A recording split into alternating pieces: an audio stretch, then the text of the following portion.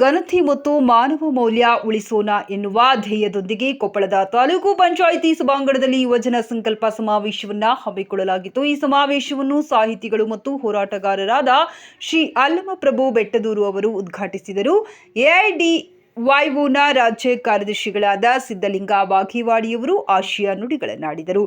ಯುವ ಮನಸ್ಸಿನ ತಲ್ಲಣಗಳ ಕುರಿತು ಶ್ರೀ BV ನಾಗರಾಳ್ ಮಾತನಾಡಿದರು. ಲೈಂಗಿಕ ಅಪರಾಧಗಳು ಕಾರಣ ಮತ್ತು ಪರಿಹಾರ ವಿಷಯದ ಕುರಿತು ಶ್ರೀ ರಾಮಾಂಜನಪ್ಪ ಆಳ್ದಳ್ಳಿಯವರು ವಿಷಯ ಮಂಡನೆ ಮಾಡಿದರು. ಈ ಸಂದರ್ಭದಲ್ಲಿ ಜಿಲ್ಲಾ ಕಾರ್ಯದರ್ಶಿಗಳಾದ ಶರಣು ಪಾಟೀಲ್ ಪ್ರಾಸ್ತಾವಿಕ ಮಾತುಗಳನ್ನಾಡಿದರು. ಶರಣು ಗಡ್ಡಿ ಅಧ್ಯಕ್ಷತೆ ವಹಿಸಿದ್ದರು. ಜಿಲ್ಲಾ ಸಂಘಟನಾಕಾರರಾದ ದೇವರಾಜ್ ಹೊಸಮನಿ, ಸುಬಾನ್ ಮೌನೇಶ್, ಕುನಾಲ್ ಕಾರ್ತಿಕ್, ಸುರೇಶ್, ಮಲ್ಲಮ್ಮ, ನಾಗರಾಜ್, ಕೃಷ್ಣ, ಮಲ್ಲಪ್ಪ, ಸುಮಯ್ಯ, ಮಹಾಲಕ್ಷ್ಮಿ, ಕೊಪ್ಪಳ ಜಿಲ್ಲೆಯ ವಿವಿಧ ಕ್ಷೇತ್ರಗಳಿಂದ 150ಕ್ಕೂ ಹೆಚ್ಚು ಪ್ರತಿನಿಧಿಗಳು ಈ ಕಾರ್ಯಕ್ರಮದಲ್ಲಿ ಭಾಗವಹಿಸಿದ್ದರು. ನಾನು ಇಂದು ಈ ಯುವಜನರ ಸಂಕಲ್ಪ ಸಮಾವೇಶದ ಆಶಯದಂತೆ ಮಹಿಳೆಯರ ಘನತೆ ಮತ್ತು ಮಾನವ ಮೌಲ್ಯವನ್ನು ಎತ್ತಿ ಹಿಡಿಯುತ್ತೇನೆ. ಮಹಿಳೆ ಮತ್ತು ಪುರುಷ ನಮ್ಮ ಸಮಾಜದ ಬಂಡಿಯ ಚಕ್ರ ಉರುಳಲು ಇರುವ ಎರಡು ಆಧಾರಗಳು. ಈ ಇಬ್ಬರಲ್ಲಿ ಒಬ್ಬರು ಇಲ್ಲದಿದ್ದರೆ ಸಮಾಜ ಮುಂದುವರಿಯುವುದು ಅಸಾಧ್ಯ. ನಮ್ಮ ಮನಸ್ಸು ಘಾಸಿಯಾಗುವಂತೆ ನಾಗರಿಕ ಸಮಾಜ ತಲೆ ತಗ್ಗಿಸುವಂತೆ ಎಡೆಬಿಡದೆ ವಿಕೃತವಾಗಿ ನಡೆಯುತ್ತಿರುವ ಹೆಣ್ಣು ಮಕ್ಕಳ ಮೇಲಿನ ಹೇಯ ಅತ್ಯಾಚಾರ, ಕೊಲೆ ಮತ್ತು ಆತ್ಮಹತ್ಯೆ ಮುಂತಾದ ಅಪರಾಧ ಕೃತ್ಯಗಳಲ್ಲಿ ಪಾಲ್ಗೊಳ್ಳುವುದಿಲ್ಲವೆಂದು ಶಪಥ ಮಾಡುತ್ತೇನೆ. ಅಷ್ಟೇ ಅಲ್ಲದೆ ಇಂತಹ ಕೃತ್ಯಗಳ ವಿರುದ್ಧ ಧ್ವನಿ ಎತ್ತುತ್ತೇನೆ ಹಾಗೂ ಇಂತಹ ಕೃತ್ಯಗಳ ವಿರುದ್ಧ ಜಾಗೃತಿ ಮೂಡಿಸುವ ಅಭಿಯಾನದಲ್ಲಿ ನಾನು ಪಾಲ್ಗೊಳ್ಳುತ್ತೇನೆ. ನವೋದಯದ ಮಹಾನ್ ಚಿಂತಕರು ಕಂಡ ಜಾತಿ ಧರ್ಮಗಳ ಸೋಂಕಿಲ್ಲದೆ ಸಹಮಾನವರನ್ನು ಪ್ರೀತಿಸುವ ಕನಸಿನ ಸಮಾಜದ ನಿರ್ಮಾಣಕ್ಕಾಗಿ ವ್ಯಕ್ತಿ ಗೌರವ, ಘನತೆ ಮತ್ತು ಲಿಂಗ ಸಮಾನತೆಯನ್ನು ಎತ್ತಿ ಹಿಡಿಯಲು ಈ ಸಂದರ್ಭದಲ್ಲಿ ಸಂಕಲ್ಪ ತೊಡುತ್ತೇನೆ. ಧನ್ಯವಾದಗಳು. ನಮಸ್ತೆ.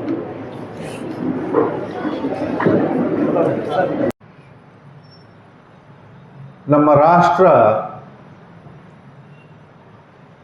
ಇವತ್ತಿನ ವಾಸ್ತವಿಕ ಸ್ಥಿತಿಯನ್ನು ಹೇಳೋದಾದರೆ ನಾಯಕ ಪೂಜೆಯಲ್ಲಿ ತೊಡಗಿದೆ. ಇದು ಬಹಳ ದೊಡ್ಡ ಅಪರಾಧ. ಯಾವುದೇ ವ್ಯಕ್ತಿಯನ್ನು ಅವನು ಎಷ್ಟೇ ದೊಡ್ಡವನಿರಲಿ, ಎಷ್ಟೇ ದೊಡ್ಡ ಅಧಿಕಾರ ಇರಲಿ, ಆರಾಧನೆ ಮಾಡಬಾರ್ದು, ಪೂಜೆ ಮಾಡಬಾರ್ದು. ಹಾಗೆ ಮಾಡ್ತಾ ಹೋದರೆ ಸರಿ ತಪ್ಪುಗಳು ನಮಗೆ ಗೊತ್ತಾಗೋದಿಲ್ಲ.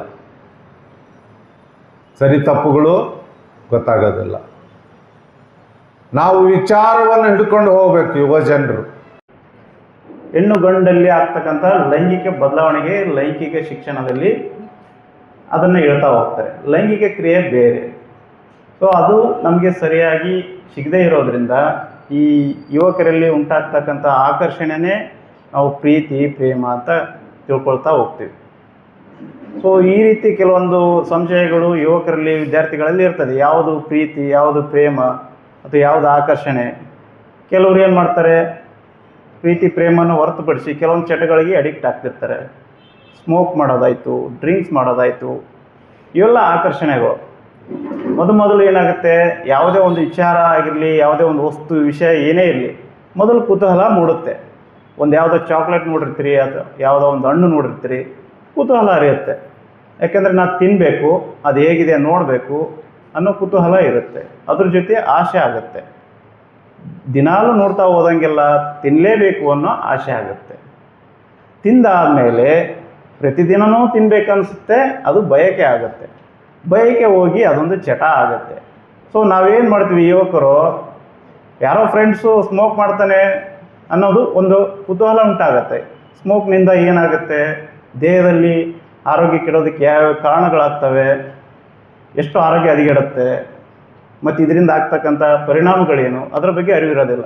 ಯಾರೋ ಸ್ನೇಹಿತರು ಸ್ಮೋಕ್ ಮಾಡ್ತಾರೆ ಅಥವಾ ಯಾವುದೋ ಒಂದು ಚಟಕ್ಕೆ ಬಲಿ ಆಗ್ತಾ ಇದ್ದಾನೆ, ಕ್ಯೂರಿಯಾಸಿಟಿ, ನಾನು ಮಾಡ್ಬೋದಲ್ಲ ಅಂತೇಳಿ.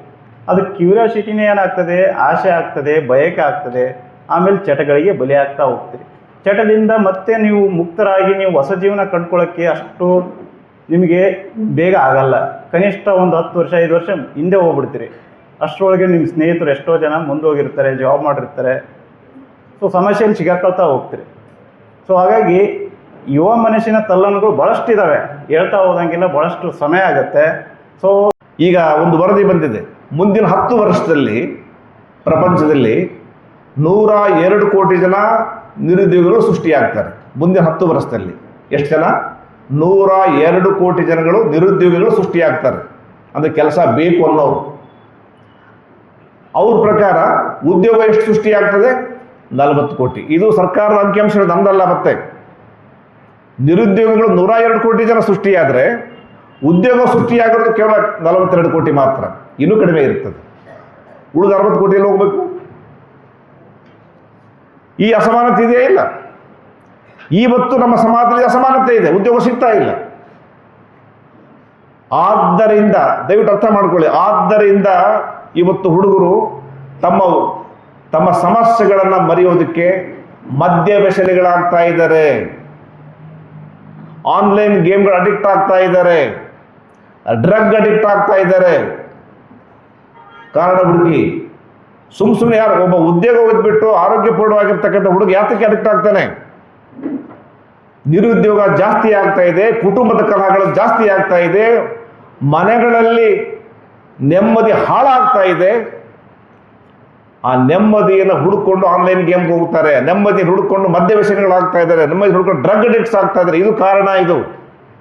ಆದರೆ ಇಂಥ ಅಡಿಕ್ಷನ್ಗೆ ಬಲಿಯಾದರೆ ನಾವು ಆಗಲೇ ಹೇಳಿದೆ ನಾನು, ಮನುಷ್ಯರಾಗಿ ತಲೆ ಎತ್ತರಿಸಿ ಮಾಡ್ತಕ್ಕಂಥ ಧೀರ ಯುವಕರಾಗೋದಿಲ್ಲ, ಹೇಡಿಗಳಾಗಿ ಇತಿಹಾಸದಲ್ಲಿ ದಾಖಲಾಗ್ತೀವಿ ನಾವು. ಆದ್ದರಿಂದ ಇವತ್ತು ಇಂಥ ವಿಷವರ್ತುಲದಿಂದ ಹೊರಗಡೆ ಬರಬೇಕು ಅಂತ ಹೇಳಿದ್ರೆ, ಇದು ವಿಷವರ್ತುಲ. ಇದು ಈ ವಿಷವರ್ತುಲದಿಂದ ಹೊರಗಡೆ ಬರಬೇಕು ಅಂತ ಹೇಳಿದ್ರೆ ನಾವು ಪರಿಹಾರ ಹುಡ್ಕೊಳ್ಬೇಕು. ಆ ಪರಿಹಾರ ಏನು? ಈ ವ್ಯವಸ್ಥೆ, ಸಿಸ್ಟಮ್ ಅಂತ ಹೇಳ್ತೀವಿ. ಇದು ವ್ಯವಸ್ಥೆ. ಯಾವುದು ಈ ವ್ಯವಸ್ಥೆ? ಈ ವ್ಯವಸ್ಥೆ ಯಾವುದು ಅಂತ ಹೇಳಿದ್ರೆ, ನಮ್ಮ ದೇಶದಲ್ಲಿ ಇರ್ತಕ್ಕಂಥ ಉತ್ಪಾದನೆಯಲ್ಲಿ ಭಾಗವಹಿಸ್ತಾ ಇರ್ತಕ್ಕಂಥವ್ರು ರೈತರು, ಕಾರ್ಮಿಕರು. ಅದರ ಉತ್ಪಾದನೆ ಒಡೆತನ ಇಟ್ಕೊಂಡಿರ್ತಕ್ಕಂಥವ್ರು ಕೆಲವರು ಬಂಡವಾಳಗಾರರು. ಜಗತ್ತಿನ ಅತ್ಯಂತ ಶ್ರೀಮಂತರು ಅಂತ ಯಾರಿದ್ದಾರೆ? ಇವನು ಮೊನ್ನೆ ಅಮೆರಿಕದ ಎಲೆಕ್ಷನ್ ನಡೀತು, ನಿಮ್ಗೆ ಗೊತ್ತಿರಬೇಕು. ಟ್ರಂಪ್ ಗೆದ್ರು. ಆ ಟ್ರಂಪ್ ಗೆಲ್ಲೋದಕ್ಕೆ ಸಾವಿರಾರು ಕೋಟಿ ದುಡ್ಡು ಕೊಟ್ಟಿದ್ದು ಯಾರು? ಎಲಾನ್ ಮಸ್ಕ್, ಜಗತ್ತಿನ ನಂಬರ್ 1 ಶ್ರೀಮಂತ. ಈಗ ಆತ ಅಮೆರಿಕದ ಪಾಲಿಸಿಗಳ ನಿರ್ಧಾರ ಮಾಡ್ತಾನೆ, ಅಮೆರಿಕ ಸರ್ಕಾರದ ಪಾಲಿಸಿ ಆಗಿರ್ಬೇಕು, ಅದು ನಿರ್ಧಾರ ಮಾಡ್ತಾನೆ. ಇಲ್ಲಿರ್ತಕ್ಕಂಥ ಆಡಳಿತ ಪಕ್ಷಕ್ಕೆ ದುಡ್ಡು ಯಾರು ಕೊಟ್ಟಿದ್ದಾರೆ ಗೊತ್ತಿದೆ ನಿಮಗೆ? ಅಂಬಾನಿ, ಅದಾನಿ. ಅವ್ರು ನಿರ್ಧಾರ ಮಾಡ್ತಾರೆ ಕೇಂದ್ರ ಸರ್ಕಾರದ ಪಾಲಿಸಿ. ಈ ಆನ್ಲೈನ್ ಗೇಮ್ ಆಡಳಿತ ಪ್ರಮೋಟ್ ಮಾಡೋರು ಯಾರು? ನಮ್ಮ ದೇಶದ ಖ್ಯಾತ ಕ್ರೀಡಾಪಟುಗಳು. ಹಾಗಾದ್ರೆ ಸ್ನೇಹಿತರೆ, ನಾವು AIDY, All India Democratic Youth Organisation, ಇವುಗಳನ್ನು ಸಮಗ್ರವಾಗಿ ಅಧ್ಯಯನ ಮಾಡಿ, ಸೊ ಇದಕ್ಕೆ ಏನು ಪ್ರಮುಖ ಕಾರಣವನ್ನು ನಾವು ಗುರುತಿಸಿ, ಇಲ್ಲೇ ನಮ್ಮ ನಾಯಕರಾದ ರಾಮಲಿಂಗಪ್ಪ ಆಲ್ದಾಳಿ ಸರ್, ಇವ್ರ ಜೊತೆ ಒಂದು ನಾವು ಸಭೆ ಸೇರಿಕೊಂಡು ಇವತ್ತು ಈ ದೇಶದಲ್ಲಿ ಪ್ರಮಾಣ ಏರಿಕೆ ಆಗ್ತದೆ ಅಂತೇಳಿ ನಾವು ಸುಮ್ಮನೆ ಕೂತ್ರೆ ಸಾಲಲ್ಲ. ನಾವು ಒಂದು ಪ್ರಜ್ಞಾವಂತ ಯುವಜನ ಸಂಘಟನೆದವರು ಇದಕ್ಕೆ ಧ್ವನಿ ಆಗಬೇಕು ಅಂತೇಳಿ All India Democratic Youth Organisation ನಿರ್ಧಾರ ಮಾಡಿ ಸೆಪ್ಟೆಂಬರ್ 19ನೇ ತಾರೀಕಿಗೆ ಧಾರವಾಡದಲ್ಲಿ ಒಂದು ವಲಯ ಮಟ್ಟದ ಕಾರ್ಯಕ್ರಮ ಮಾಡಿದೆವು. ಈ ವಲಯ ಮಟ್ಟದ ಕಾರ್ಯಕ್ರಮದಲ್ಲಿ ನಾಡಿನ ಹಿರಿಯರು, ಕರ್ನಾಟಕದ ಮಾಜಿ ಲೋಕಾಯುಕ್ತರು, ಸುಪ್ರೀಂ ಕೋರ್ಟಿನ ನಿವೃತ್ತ ನ್ಯಾಯಾಧೀಶರು ಸಂತೋಷ್ ಹೆಗಡೆ ಸರ್ ಈ ಸಮಾವೇಶನ ಉದ್ಘಾಟನೆ ಮಾಡಿದರು. ಅದು ಆದಮೇಲೆ ಚಿತ್ರದುರ್ಗದ ಕಾರ್ಯಕ್ರಮ ಆಯಿತು. ಇವತ್ತು ಕೊಪ್ಪಳದಲ್ಲಿ ಆಲಾಕತ್ತದ, ಇದೇ 28ಕ್ಕೆ ಬೆಳಗಾವ್ ಅದ, ಮುಂದಿನ ತಿಂಗಳು ಬಿಜಾಪುರದಲ್ಲಿ ಅದ, ಜನವರಿಯಲ್ಲಿ ಕಲಬುರಗಿ ವಲಯದಾಗ ಅದ, ಫೆಬ್ರವರಿಯಲ್ಲಿ ಮೈಸೂರು ವಲಯದಲ್ಲಿ ಅದ. ಈ ಕಾರ್ಯಕ್ರಮದ ಉದ್ದೇಶ ಏನು ಸ್ನೇಹಿತರೆ? ನೀವೆಲ್ಲರೂ ಇಲ್ಲಿ ಬಂದಂಥವ್ರು ಯುವಕರದಿರಿ, ಹಲವಾರು ಕಾರ್ಯಕ್ರಮಗಳನ್ನು ಅಟೆಂಡ್ ಮಾಡಿರ್ತಾರೆ, ಹಲವಾರು ಸಭೆ ಸಮಾರಂಭಗಳಲ್ಲಿ ಭಾಗವಹಿಸಿರ್ತೀರಿ. ಆದ್ರೆ ಎಲ್ಲ ಕಾರ್ಯಕ್ರಮದಂಗೆ ಇದು ಒಂದು ಕಾರ್ಯಕ್ರಮ ಅಲ್ಲ, ಇದು ಒಂದು ವಿಭಿನ್ನ ಕಾರ್ಯಕ್ರಮ, ಬದುಕನ್ನು ಬದಲಿಸ್ತಕ್ಕಂಥ ಕಾರ್ಯಕ್ರಮ. ಯಾಕೆ ಬದುಕನ್ನು ಬದಲಿಸ್ತಕ್ಕಂಥ ಕಾರ್ಯಕ್ರಮ ಅಂದ್ರೆ ಸ್ನೇಹಿತರೆ, ಇವತ್ತು ಇಡೀ ಗ್ರಾಮೀಣ ಪ್ರದೇಶ ಹಿಡಿದು ನಗರ ತನನು ಸಾಂಸ್ಕೃತಿಕ ಮಟ್ಟ, ಅನೈತಿಕ ಚಟುವಟಿಕೆಗಳು ಇದೊಂದು ಸಾಮಾಜಿಕ ಪಿಡುಗಾಗಿ ರೂಪುಗೊಂಡದ. ಇವತ್ತ ಈ ಸಾಮಾಜಿಕ ಪಿಡುಗು ವಿರುದ್ಧ ನಾವು ಧ್ವನಿ ಆಗ್ಬೇಕಾದ್ರೆ ಯುವಜನ ಸಂಘಟನೆಯಿಂದ ಮೊದಲು ಇಂಥ ಸಂಕಲ್ಪ ಸಮಾವೇಶಗಳನ್ನು ನಂಬ್ಕೋಬೇಕು. ಈ ಸಂಕಲ್ಪ ಸಮಾವೇಶದಲ್ಲಿ ಸುಮ್ಮನೆ ಇದೊಂದು ಕಾರ್ಯಕ್ರಮ ಅಲ್ಲ, ಕಾಟಾಚಾರದ ಕಾರ್ಯಕ್ರಮ ಆಗಬಾರ್ದು. ಇಲ್ಲಿ ಬಂದವರು ಪ್ರತಿಯೊಬ್ಬರು ಇಲ್ಲಿ ನಡೀತಕ್ಕಂಥ ವಿಷಯಗಳಲ್ಲಿ ಚರ್ಚೆಯಲ್ಲಿ ಭಾಗಿಯಾಗಬೇಕು. ಇದು ಸತ್ಯ ಅನ್ನೋದು ಅರ್ಥ ಆದ್ಮೇಲೆ ಅವ್ರು ಇರ್ತಕ್ಕಂಥ ಹಳ್ಳಿಗಳಲ್ಲಾಗಲಿ, ಕಾಲೇಜುಗಳಲ್ಲಾಗಲಿ, ನಗರದ ಕಾಲನಿಗಳಲ್ಲಾಗಲಿ ಎಲ್ಲ ಕಡೆನೂ ಕೂಡ ಒಂದು ದೃಢ ಸಂಕಲ್ಪ ತಗೋಬೇಕು.